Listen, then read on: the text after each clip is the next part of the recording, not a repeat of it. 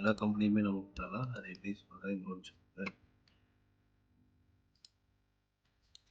Digital சேவை login பண்ணோனே இங்க மேல பாருங்க டெலகாம்னு இருக்கும்.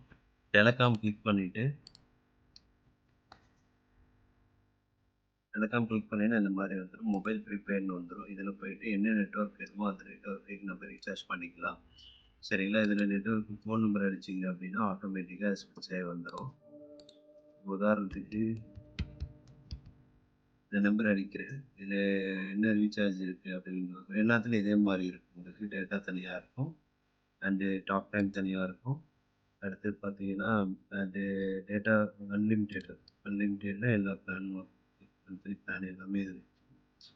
இதுல போயிட்டு இப்போ நான் ஒரு டாக் டைம் மட்டும் பண்றேன். இத கிளிக் பண்ணிட்டு உங்களோட வேலட் பின் மட்டும் போட்டீங்கன்னா போட்டு பே குடுத்துட்டீங்க அப்படின்னா, ஆட்டோமேட்டிக்கா பே ஆயிடும்.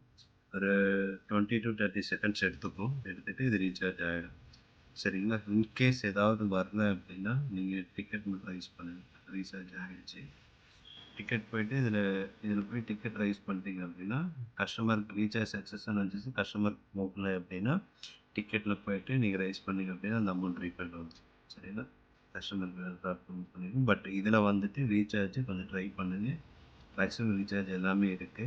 நல்ல கமிஷன் இருக்கு. 1லேருந்து 4% வரைக்கும் கமிஷன் இருக்கு. அத கொஞ்சம் யூட்டிலைஸ் பண்ணுங்க. சரிங்களா? Thank you.